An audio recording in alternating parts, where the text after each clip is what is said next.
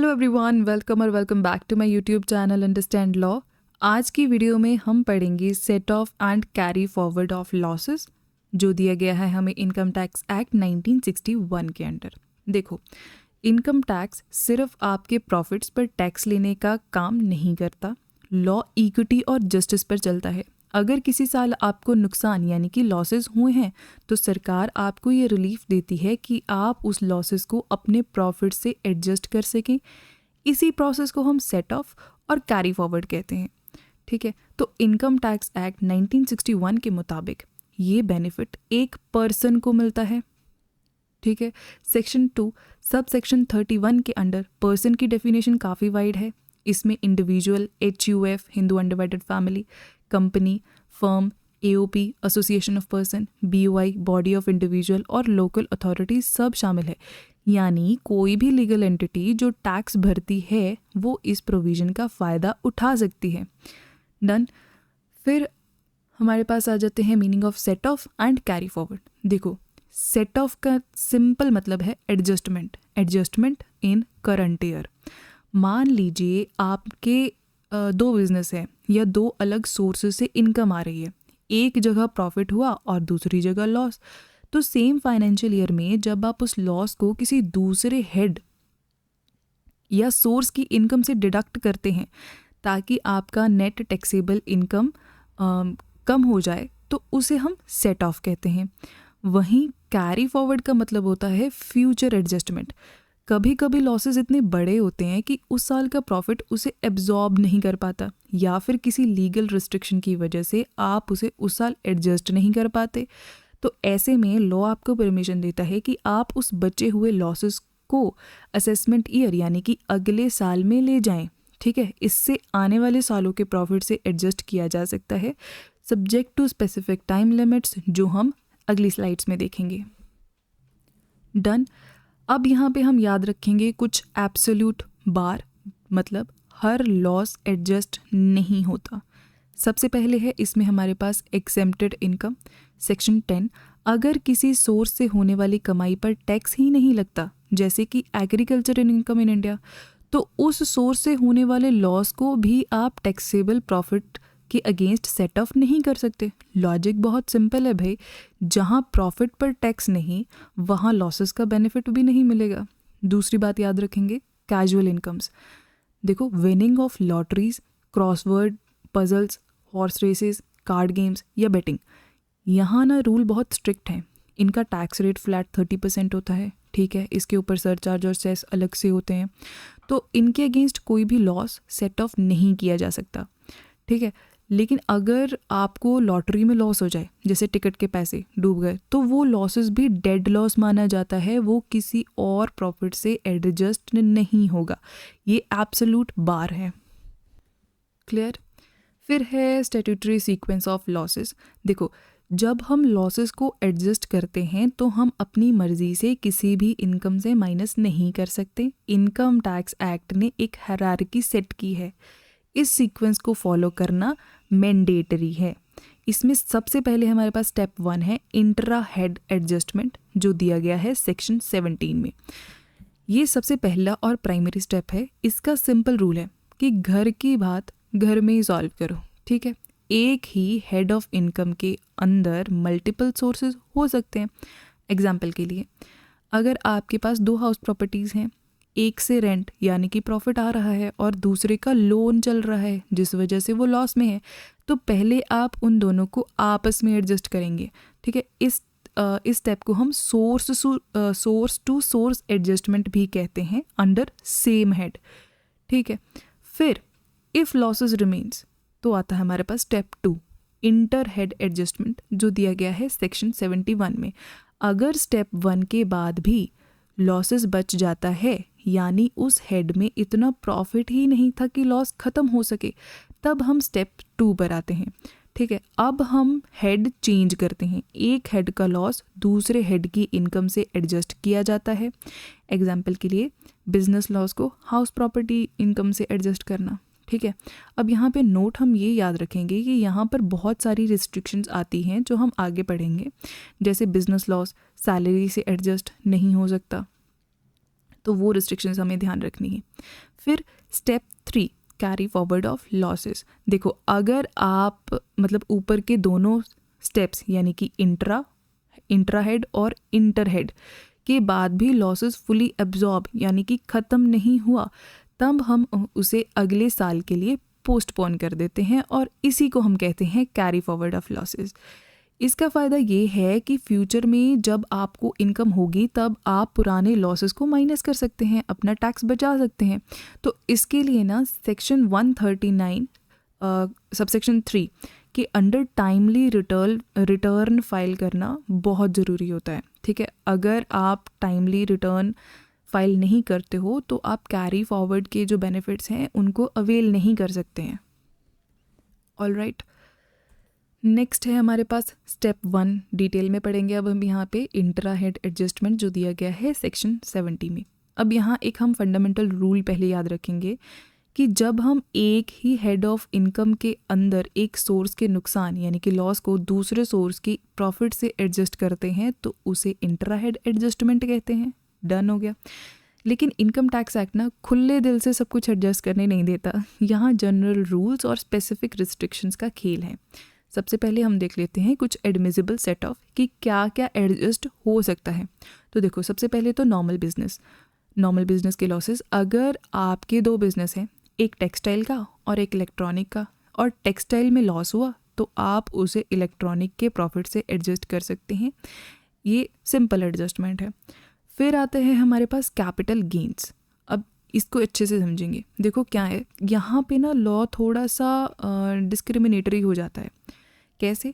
जो तो हमारे short term capital losses STCL हैं, ये काफ़ी फ्लेक्सिबल है। इसे आप शॉर्ट टर्म कैपिटल गेन्स और लॉन्ग टर्म कैपिटल गेन्स दोनों के प्रॉफिट से एडजस्ट कर सकते हैं। लेकिन जो हमारा LTCL है, लॉन्ग टर्म कैपिटल लॉस है, ये ज़िद्दी लॉस है।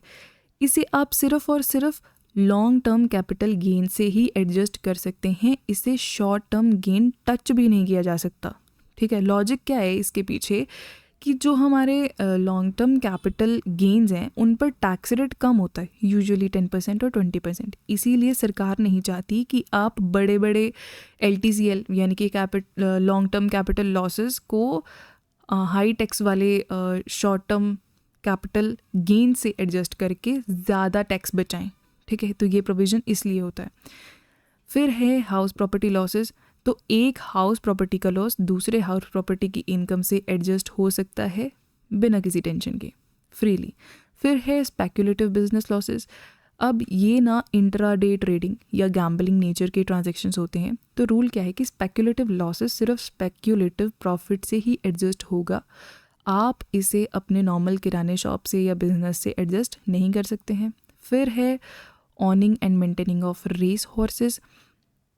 देखो इस एक्टिविटी का लॉस सिर्फ इसी एक्टिविटी की इनकम से एडजस्ट होगा। इसका लॉजिक ये है कि ये एक हॉबी है, ये पैशन वाली एक्टिविटी है। इसे नॉर्मल बिजनेस इनकम को डिस्टर्ब नहीं करने दिया जाएगा। फिर है सेक्शन 35 AD स्पेसिफाइड बिजनेस के लिए। मतलब अब ये ना इसमें कुछ खास बिजनेसेस आते हैं जैसे cold chain facilities, fertilisers plants etcetera, जिनको सरकार ना अच्छे खासे इंसेंटिव्स देती है। तो उनका लॉस सिर्फ उन्हीं स्पेसिफाइड बिजनेस के प्रॉफिट से एडजस्ट होता है। ऑल राइट, नेक्स्ट है हमारे पास restrictions on intra head adjustment. तो जब हम कहते हैं कि घर की बात घर में सॉल्व करो तो उसका मतलब ये नहीं है कि हर कोई हर किसी से बात करेगा। लॉ ने ना कुछ VIP रूम्स बनाए हैं जहाँ एंट्री रिस्ट्रिक्टेड है। तो इसमें हम सबसे पहले देख लेते हैं स्पेक्युलेटिव बिजनेस। ठीक है, ये हाई रिस्क वाले होते हैं।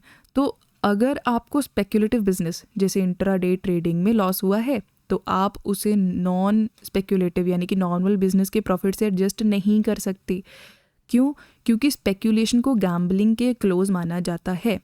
हाँ, एक इसमें ट्विस्ट ज़रूर है कि जो इसका रिवर्स पॉसिबल है। आप अपने नॉर्मल बिजनेस के लॉस को स्पेक्यूलेटिव प्रॉफिट से एडजस्ट कर सकते हैं। ठीक है, उसके बाद है long term capital loss LTCL। ये वन वे स्ट्रीट ही चलता है, जो हमने पीछे भी देखा कि इनको सिर्फ लॉन्ग टर्म कैपिटल गेन्स के साथ ही एडजस्ट करा जा सकता है, शॉर्ट टर्म के साथ इनकी कोई एडजस्टमेंट नहीं होती है। फिर है कैजुअल इनकम, ये तो भैया नॉन एडजस्टमेंट जोन है। देखो क्या है, जो lottery, crossword puzzles, card games या बेटिंग से होने वाली विनिंग के अगेंस्ट आप किसी भी तरीके का लॉस सेट ऑफ नहीं कर सकते। ठीक है, मान लीजिए आपने लॉटरी में 1 लाख रुपए जीते और शेयर्स में 1 लाख का लॉस किया। ठीक है, आपको पूरा पैसा 1 लाख की लॉटरी पर फ्लैट 30% टैक्स देना होगा। तो शेयर मार्केट का लॉस वहाँ टच भी नहीं करेगा, क्योंकि वो casual income is a pure inflow for government. ठीक है, फिर उसके बाद है owning and maintaining of race horses. यहाँ पे रिस्ट्रिक्शन क्या है कि इस एक्टिविटी का लॉस सिर्फ इसी स्पेसिफाइड सोर्स की इनकम से एडजस्ट होगा। आप हॉर्स रेसिंग के लॉस को अपनी सैलरी या नॉर्मल बिजनेस से एडजस्ट नहीं कर सकते, इसे स्पेशलाइज्ड हॉबी की कैटेगरी में रखा गया है। फिर आता है हमारे पास section 35 AD incentive linked restrictions. यहाँ पे क्या है कि स्पेसिफाइड बिजनेस जैसे कि फर्टिलाइजर्स प्लांट, हॉस्पिटल, 100 बेड से ज़्यादा वाले, फिर कोल्ड स्टोरेज, इनके लॉसेस को सिर्फ सेक्शन 35 AD के प्रॉफिट से ही एडजस्ट होगा। इसका लॉजिक बहुत ही सिंपल है, क्योंकि इन बिजनेसेस को 100% कैपिटल डिडक्शन जैसे भारी बेनिफिट मिलते हैं, इसलिए सरकार ने इन्हें एक अलग टैंक में बंद कर दिया है ताकि ये नॉर्मल बिजनेस के प्रॉफिट को ज़ीरो ना कर दें। डन। फिर है हमारे पास स्टेप 2 इंटर हेड एडजस्टमेंट, जो दिया गया है सेक्शन 71 में। तो मैंडेटरी रूल तो गोल्डन रूल तो हम याद ही रखेंगे कि आप डायरेक्ट स्टेप 2 पर नहीं कूद सकते हो। पहले सेक्शन 70 इंट्रा हेड अप्लाई होगा। अगर वहाँ लॉसेस एडजस्ट करने के लिए प्रॉफिट ख़त्म हो जाए तभी हम पड़ोसी हेड के पास मदद मांगने के लिए जाएंगे। ठीक है जी, तो इसमें हमारे पास कुछ एडमिसिबल इंटर हेड सेटअप देख लेते हैं कि भैया दोस्ती वाले हेड कौन कौन से हैं। तो पहला तो है हाउस प्रॉपर्टी लॉसेस, ये ना सबसे ज़्यादा फ्रेंडली है। हाउस प्रॉपर्टी का लॉस सबसे फ्रेंडली माना जाता है, इसे आप किसी भी हेड से एडजस्ट कर सकते हैं, चाहे वो सैलरी हो, बिजनेस हो, कैपिटल गेन हो या अदर सोर्सेज हो। हाँ, इसमें एक ही रिस्ट्रिक्शन है, वो है कि आप कैजुअल इनकम यानी कि लॉटरी और बेटिंग के पास नहीं जा सकते। फिर है उसके बाद नेक्स्ट है हमारे पास नॉन स्पेक्यूलेटिव बिजनेस लॉसेस। तो नॉर्मल बिजनेस का नुकसान भी इंटर हेड एडजस्टमेंट के लिए एलिजिबल है, लेकिन इस पर एक हार्ड वॉल खड़ी है। इससे आप हाउस प्रॉपर्टी, कैपिटल गेन्स और अदर सोर्सेज से एडजस्ट कर सकते हैं, लेकिन बिजनेस लॉस कभी भी सैलरी इनकम से सेट ऑफ नहीं हो सकता। इसके पीछे लॉजिक ये है कि सरकार को लगता है कि अगर बिजनेस लॉस को सैलरी से एडजस्ट करने दिया जाए तो लोग फेक बिजनेसेस दिखाकर अपनी मेहनत की सैलरी पर टैक्स ज़ीरो कर देंगे, इसीलिए सैलरी और नॉन स्पेक्युलेटिव बिजनेस के लॉसेस के बीच में एक बड़ी सी दीवार बना दी गई है। Next we have restrictions on inter head adjustment. तो अब इनकम टैक्स एक्ट ने इंटर हेड एडजस्टमेंट के लिए बहुत ही सिलेक्टिव अप्रोच रखी है।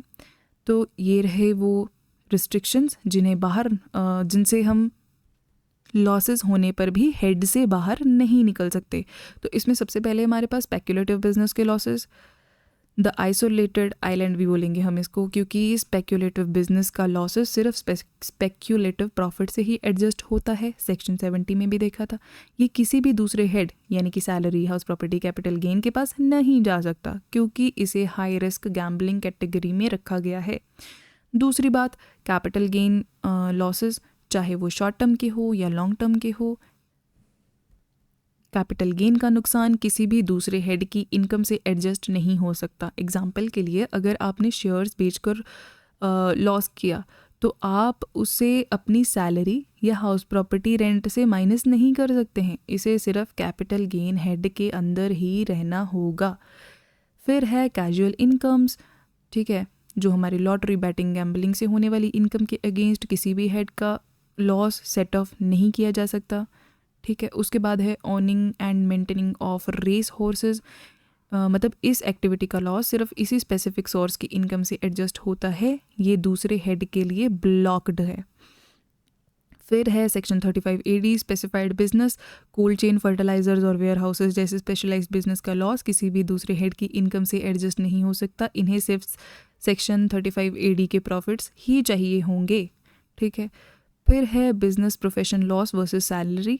अब यहाँ पे क्या है कि रिस्ट्रिक्शन क्या है कि नॉर्मल बिजनेस लॉस बाकी हेड से तो मिल सकता है, लेकिन सैलरी हेड इसके लिए फॉरबिडन फ्रूट है।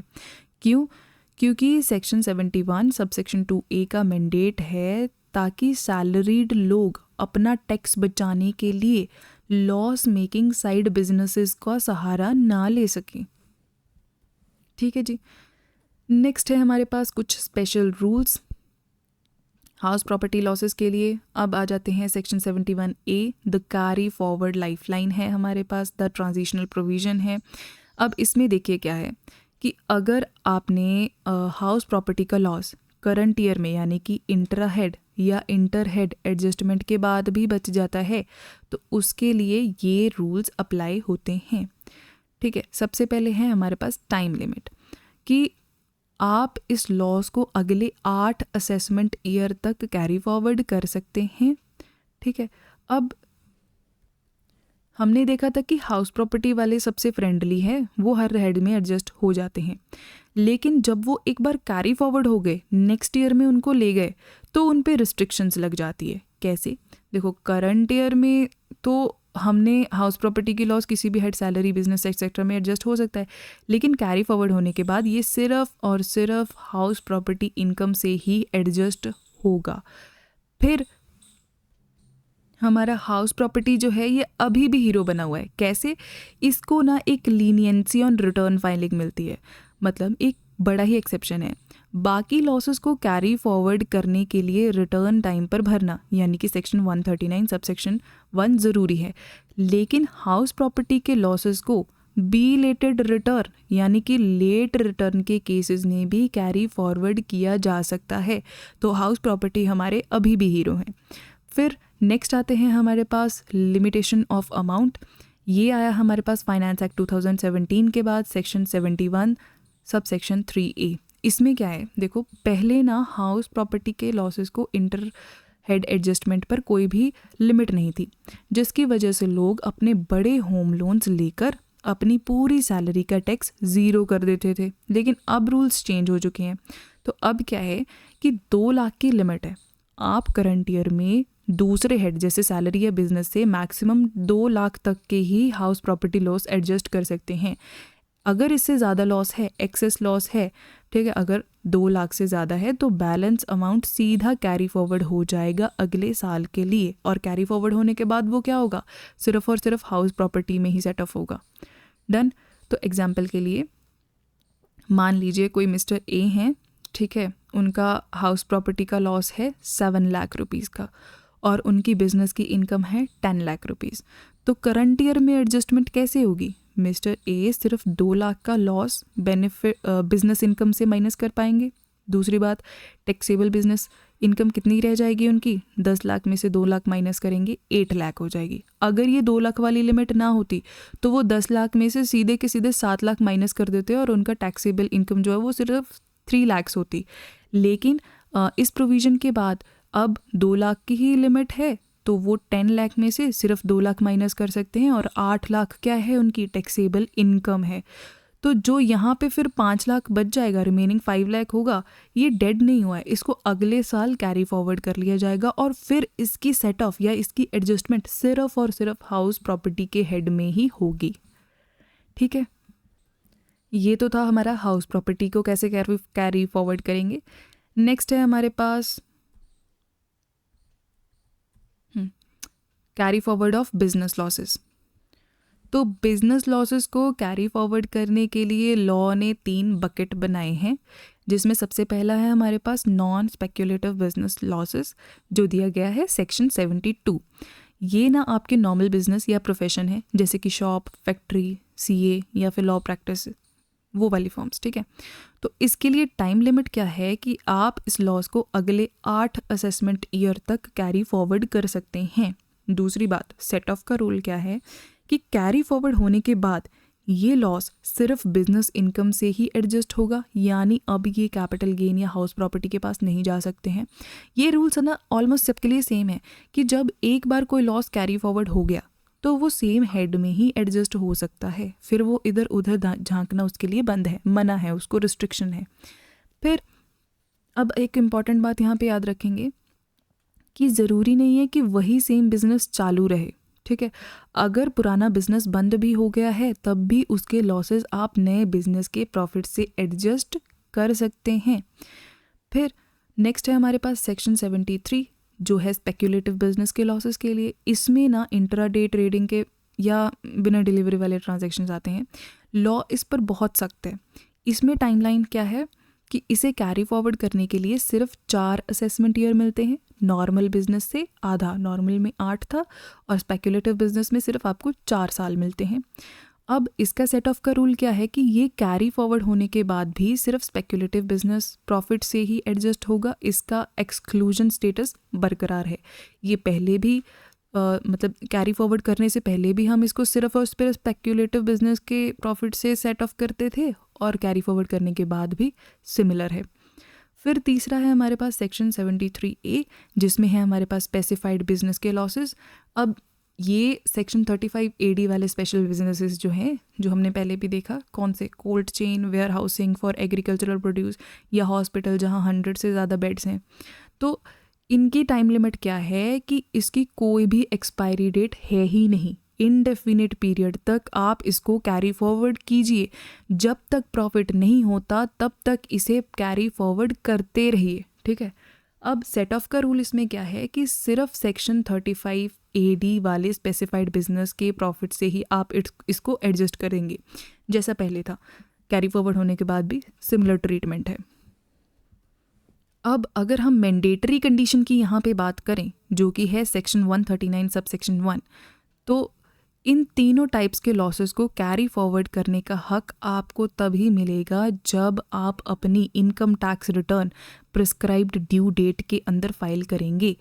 अगर रिटर्न लेट हुआ यानी कि बिलेटेड रिटर्न, तो हाउस प्रॉपर्टी लॉस तो कैरी फॉरवर्ड हो जाएगा, जो हमने यहाँ देखा था कि भाई यहाँ शायद लिखा नहीं है, तो अब चलो ऐसे याद रखना कि हाउस प्रॉपर्टी के जो भी लॉसेस होते हैं उनको अगर आप रिटर्न भरने में लेट भी हो गए तब भी आप उसको अवेल कर सकते हो, आप उसको फिर भी कैरी फॉरवर्ड कर सकते हो।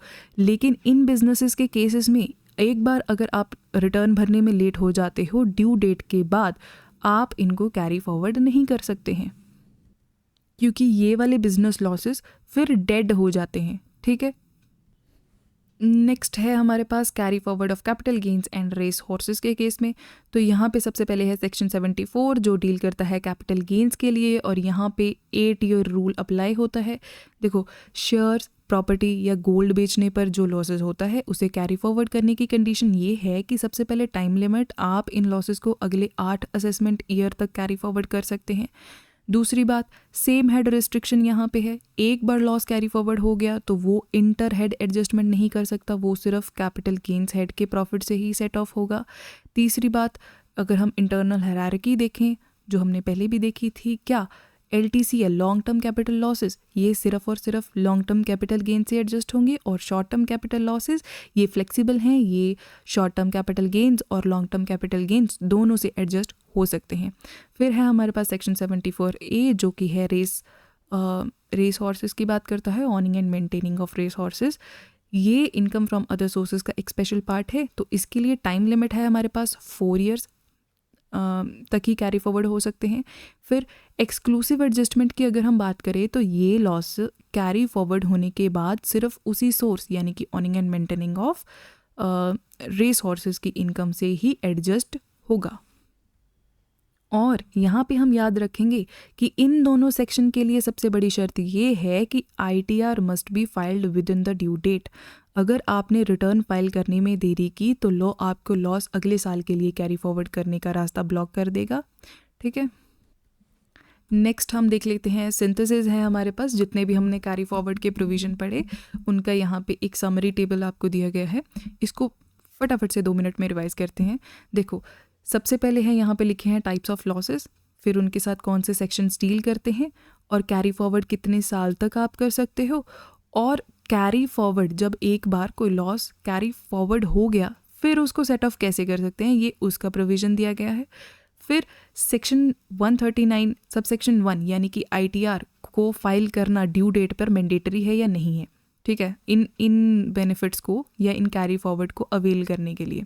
तो देखो, सबसे पहले हाउस प्रॉपर्टी की बात करें तो ये दिया गया है सेक्शन 71B में, इसको आप मैक्सिमम कैरी फॉरवर्ड कर सकते हो फॉर 8 ईयर्स, और एक बार जब आपने इसको कैरी फॉरवर्ड कर लिया तो आप इसको सेट ऑफ कर सकते हो सिर्फ और सिर्फ हाउस प्रॉपर्टी में, ठीक है।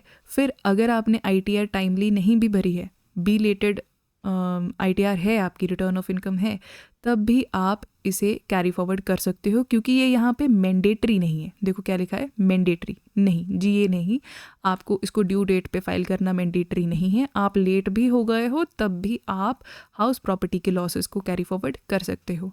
दूसरा है हमारे पास नॉन स्पेक्यूलेटिव बिजनेस, जो कि है सेक्शन 72। यहाँ पे भी 8 ईयर्स का टाइम है, और एक बार जब कैरी फॉरवर्ड हो जाते हैं तो उसके बाद सेट ऑफ आप कर सकते हैं इनको एनी बिजनेस की इनकम के साथ। फिर जी हाँ, इसको ड्यू डेट पे ITR फाइल करना मैंडेटरी है। फिर स्पेक्यूलेटिव बिजनेस का सेक्शन है सेक्शन 173, और इसका टाइम है 4 ईयर्स। फिर स्पेसिफाइड बिजनेस का सेक्शन है सेक्शन 73A, और इनका जो कैरी फॉरवर्ड है ये इंडेफिनेट है, तो इसको अच्छे से याद रखेंगे। फिर कैपिटल गेंस की अगर हम बात करें तो सेक्शन 74 में दिया गया है, और इसका कैरी फॉरवर्ड का टाइम है आपका 8 साल। 8 साल तक के लिए आप इसके लॉसेस को कैरी फॉरवर्ड कर सकते हैं।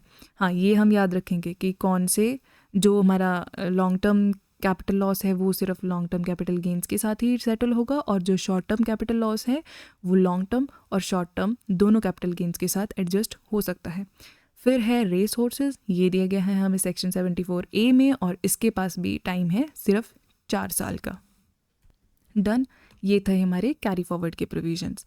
अब है हमारे पास बिजनेस रीऑर्गेनाइजेशन, जिसमें हमारे पास अमेलगेमेशन एंड डीमर्जर आएंगे।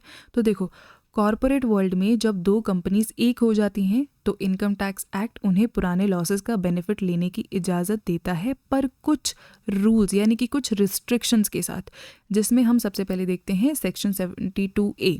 इसमें क्या है, accumulated losses and unabsorbed depreciation. ये सेक्शन ना सबसे ज़्यादा यूज़ होने वाला प्रोविज़न है। इसका मेन रूल ये है कि अमालगमेटिंग कंपनी, जो कंपनी बंद हो रही है, उसके लॉसेस और डेप्रिसिएशन अमालगमेटेड कंपनी जो नई बन रही है उसी के माने जाएंगे।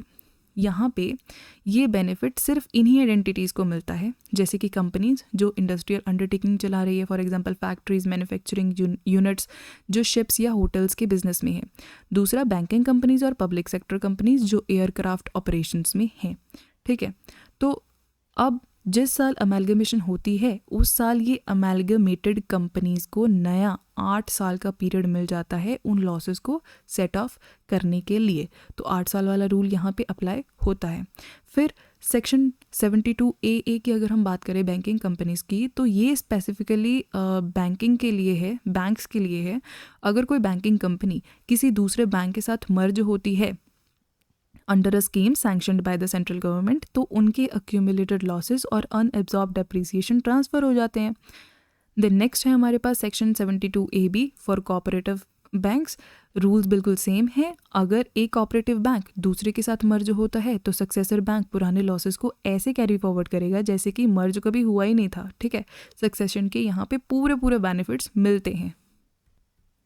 लेकिन हमें यहाँ पे एक बात याद रखनी है, वो है लॉक इन पीरियड की। आई गेस इन स्लाइड में इस पॉइंट का मेंशन नहीं है।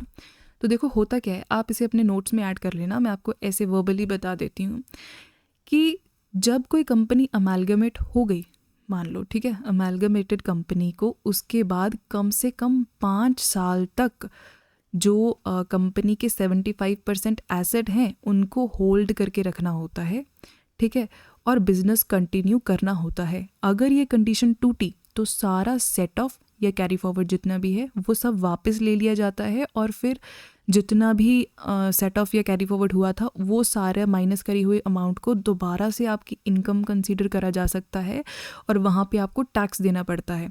देखो ऐसा क्यों है, क्योंकि एक बार अगर कोई कंपनी अमेलगमेट हो गई, ठीक है, तो अगर आप उसको 5 साल तक आपको वही कंडीशन, लॉक इन पीरियड आपको मेंटेन रखना पड़ेगा।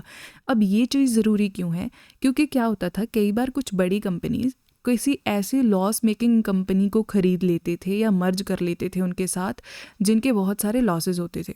फिर वो अपना टैक्स इवेजन करते थे, उनके लॉसेस का बेनिफिट उठा के अपनी इनकम को कम शो करके टैक्सेबल इनकम उनकी कम हो जाती थी। फिर क्या करते थे, उनको दोबारा से बेच देते थे। लेकिन अब इन प्रोविजंस के अकॉर्डिंग क्या है, आपको 5 साल तक वो स्टेटस मेंटेन रखना होगा। 75% एसेट्स जो हैं होल्ड करके रखने होंगे और बिजनेस को कंटिन्यू करके रखना होगा। ठीक है, तो ये स्ट्रिक्ट रूल इसीलिए बनाए जाते हैं ताकि कोई टैक्स इवेजन न कर सके। ऑलराइट, फिर है हमारे पास change in constitution and succession section 78। देखो, टैक्स लॉ का ना एक बेसिक प्रिंसिपल है, लॉस उसी का होगा जिसने उसे इनकर किया है। लेकिन जब बिजनेस का स्ट्रक्चर बदलता है तो रूल्स थोड़े से कॉम्प्लेक्स हो जाते हैं। फॉर एग्जांपल, पार्टनरशिप फर्म की अगर हम बात करें ऑन रिटायरमेंट और डेथ की, तो अगर एक पार्टनरशिप फर्म में कोई पार्टनर रिटायर हो जाता है या उसकी डेथ हो जाती है तो फर्म को एक बड़ा झटका लगता है, सिर्फ इमोशनली नहीं, टैक्स वाइज भी।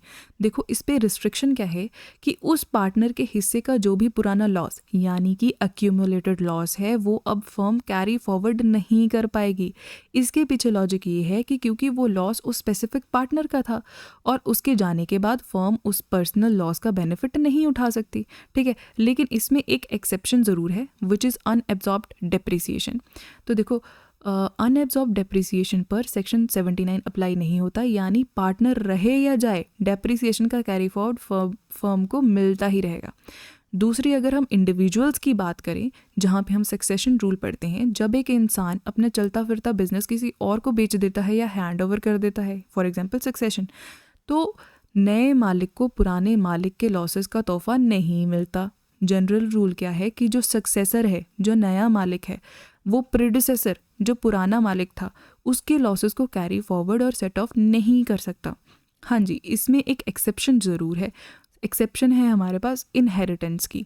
अगर सक्सेशन इनहेरिटेंस यानी कि विरासत के ज़रिए हुआ है, यानी पिता की डेथ के बाद बेटा बिजनेस संभाल रहा है, तो बेटा अपने पिता के पुराने बिजनेस लॉसेस को कैरी फॉरवर्ड और सेट ऑफ कर सकता है।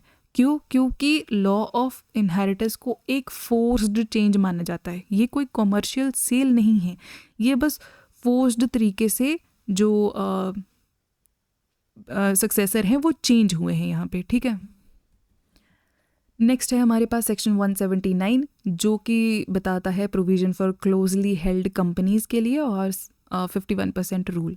अब देखो, जब कोई कंपनी पब्लिक नहीं होती का मतलब है जिसने मार्केट में शेयर इशू नहीं किए, तो उसके मालिक यानी कि शेयर होल्डर्स मुट्ठी भर लोग होते हैं, मतलब बहुत ही थोड़े से होते हैं। तो सेक्शन 79 उन्हें रोकता है कि वो सिर्फ लॉसेस खरीदने के लिए कंपनीज के शेयर्स ना बेच दें। देखो कैसे, अब इसमें है सेक्शन 51 बॉटिंग रूल।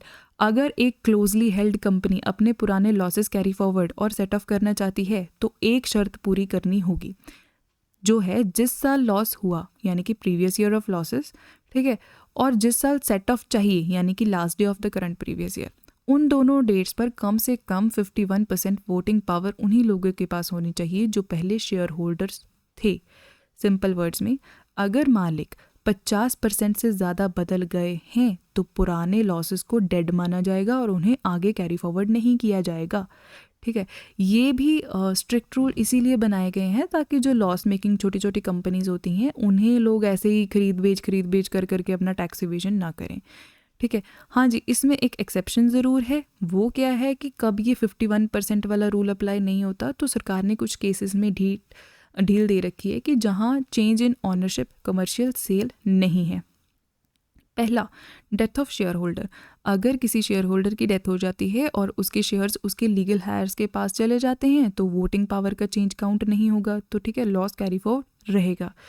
फिर गिफ्ट्स टू रिलेटिव्स। अगर शेयर्स किसी रिश्तेदार रिलेटिव्स को गिफ्ट में दिए जाएं तो भी 51% रूल की रुकावट नहीं आएगी। तीसरी बात, फॉरेन अमेलगेमेशन और डीमर्जर। अगर एक फॉरेन होल्डिंग कंपनी मर्ज होती है और उसकी वजह से इंडियन सब्सिडरी के शेयर्स बदलते हैं तो भी लॉसेस सर्वाइव करेंगे, प्रोवाइडेड 51% पुराना शेयर होल्डर नई कंपनी में बने रहें। डन। तो ये थे हमारे पास कुछ strict provision for set off and carry forward of losses of a business, partnership firms या इंडिविजुअल के लिए।